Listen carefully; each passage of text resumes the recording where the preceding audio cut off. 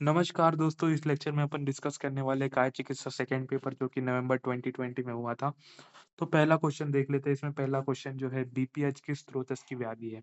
तो बीपीएच जो है वो मूत्रवास स्रोतस की व्याधि है। बीपीएच का मतलब आपको पता ही है, बिनाइन प्रोस्टेट हाइपरप्लेजिया। ठीक है? जो सेकंड क्वेश्चन है, दाढ़ी मस्तक चूर्ण का रोगाधिकार क्या है? तो दाढ़ी मस्तक चूर्ण का रोगाधिकार ग्रहणी है। ग्रहणी में दाढ़ी मस्तक चूर्ण को यूज़ करते हैं अपन। इसके जो थर्ड क्वेश्चन है, कोष्ठुशीर्ष व्याधि में दोष किस संधि में अवस्थित होते हैं? तो कोष्ठुशीर्ष व्याधि में जो दोष है वो जानु संधि में अवस्थित हो जाते हैं। इसके बाद में जो डी वाला क्वेश्चन है वो क्या है देखो, मुहुर्मुहुर्जीर्णे अपि भोज्यान्यो आहार्ये किस रोग की का चिकित्सा सूत्र है? तो ये भस्मक रोग का चिकित्सा है। मतलब कि भ भस्मक रोग की चिकित्सा में अपन को ऐसा करना पड़ता है। ठीक है? इसके बाद में ई वाला जो क्वेश्चन है, स्वेदनम स्नेहयुक्तम डैश विरेचनम रिक्त स्थान को पूर्ण करे। तो यहाँ पर आएगा पक्षाघात। ठीक है? तो स्वेदनम स्नेहयुक्तम पक्षाघात विरेचनम।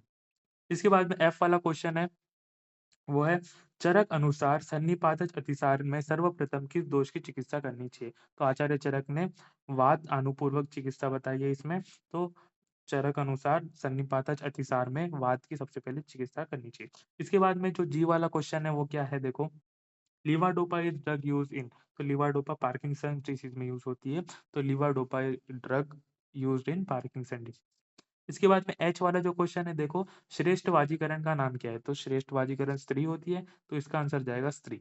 आय आय वाला क्या क्वेश्चन है, डैश नावनम मूर्धम तेलम तेल तर्पणम मेव च किस व्याधि का चिकित्सा सूत्र है? तो अर्दित में ऐसा आता है, अर्दित नावनम मूर्धम तेलम तर्पणम मेव च, है ना? तो इसका आंसर जाएगा अर्दित। इसके बाद में जो जे वाला क्वेश्चन है, संग्रह ग्रहणी का वर्णन किस आचार्य ने किया है? तो आचार्य माधव जी ने संग्रह ग्रहणी का वर्णन किया है। इसके बाद में के वाला जो क्वेश्चन है क्या है देखो, आश्वासन चिकित्सा कौन-सी सर्दी में बताई गई है? तो दुष्टांत संयोगज सर्दी में आश्वासन चिकित्सा का वर्णन किया है। तो इसका आंसर जाएगा दुष्ट आंत संयोगज। इसके बाद में आई वाला क्वेश्चन क्या है, मूत्रकृच किसके भेद है? तो मूत्रकृच के कितने भेद है? तो आचार्य चरक जी ने मूत्रकृच के 8 भेद बताए हैं। तो इसका आंसर जाएगा 8। इसके बाद में बहुत आसान सा क्वेश्चन है एम वाला, प्रभुत आविल मूत्रता किस व्याधि का प्रत्यात्म लक्षण है? तो प्रमेय का प्रत्यात्म लक्षण है प्रभुत आविल मूत्रता। जो एन वाला क्वेश्चन है वो क्या है, कनक आसव का मुख्य रूप से उपयोग किस व्याधि में करते हैं? तो श्वास व्याधि में कनक आसव का मुख्य रूप से प्रयोग किया गया है। तो इसका आंसर जाएगा श्वास व्याधि। इसके बाद में जो ओ वाला क्वेश्चन है, D arrangement of cholesterol, LDL, HDL and triglyceride is called dash. मतलब क्या बोलेंगे अगर इसका जो कोलेस्ट्रॉल, एलडीएल, एचडीएल इसका जो लेवल है वो कम ज़्यादा हो जाता है तो इसको क्या बोलते हैं? डिसलिपिडीमिया बोलते हैं। जो पी वाला क्वेश्चन है, चरक अनुसार क्लोव्य के कितने भेद है? क्लोव्य के आचार्य चरक जी ने 4 भेद माने हैं।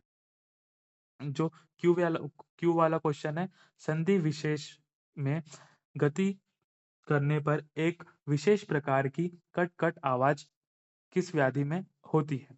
तो संधि में अगर गति करते हैं तो कट-कट आवाज़ जो आती है वो संधिवात में आती है। ठीक है? तो इसका आंसर हो जाएगा संधिवात।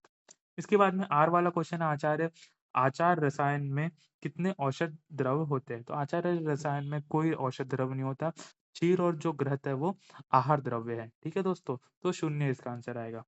एस वाला जो क्या है वो, च्यवनप्राश में कुल कितने औषध द्रव बताए गए हैं? तो च्यवनप्राश में 36 औषध द्रव बताए गए हैं। ठीक है? जो डी वाला क्वेश्चन है, शिलाजित रसायन सेवन काल में किस एक अपत्य द्रव का नाम बताएँ? तो लिखिए, ठीक है? तो शिलाजतु जो सेवन काल है वहाँ पर कुलत का सेवन नहीं किया जाता है, क्योंकि कुलत जो होती है वो अम्ल पित्तजननाम होती है। इसके बाद में 2 नंबर वाले कुछ क्वेश्चन देख लेते हैं। 2 नंबर वाले क्वेश्चन में सबसे पहला क्वेश्चन है, गृहिणी रोग का चिकित्सा सूत्र लिखना था। तो लीनम पक्वाशयम व्याप्त स्रावम सदीपनम, ऐसा करके जो चिकित्सा सूत्र आता है वो यहाँ पे लिख सकते थे। उरुस्तम की चिकित्सा सूत्र लिखना था। उरुस्तम में चिकित्सा क्या करते हैं अपन, मतलब पंचकर्म नहीं कराते हैं, संवेदन वगैरह नहीं कराते, रूक्षण ये सब वहाँ पर लिखना था अपन को। राइट मैनेजमेंट ऑफ माइस्थेमिया ग्रेव्स बहुत रिपीटेड क्वेश्चन है, ऑटोइम्यून डिसऑर्डर है ये। इसमें क्या-क्या करना चाहिए? इम्यूनोमॉड्यूलेटर, इम्यूनोसप्रेसर ये सब देना है यहाँ पर, है ना अपन को? मतलब स्टेरॉइड्स वगैरह का यूज़ करना है। इसके बाद में डी वाला क्वेश्चन है अम्ल पित्त का चिकित्सा सूत्र लिखिए। अम्ल पित्त में अपन को कैसे चिकित्सा करनी है अगर है ना? तो पित्त शामक, शीतल चिकित्सा करनी है, ऐसे करके अपन यहाँ पर लिख सकते थे। Right management of osteoarthritis, osteoarthritis में क्या कैल्शियम रिच डाइट देनी है उसको, मतलब थोड़ी सन बाथ करानी है ना? तो ये सब जो मैनेजमेंट है, थोड़ा रेस्ट करवाना है ना? तो और न्यूट्रिशन का ध्यान रखना है, ये सब मैनेजमेंट अपन को यहाँ पर लिखना था उसमें।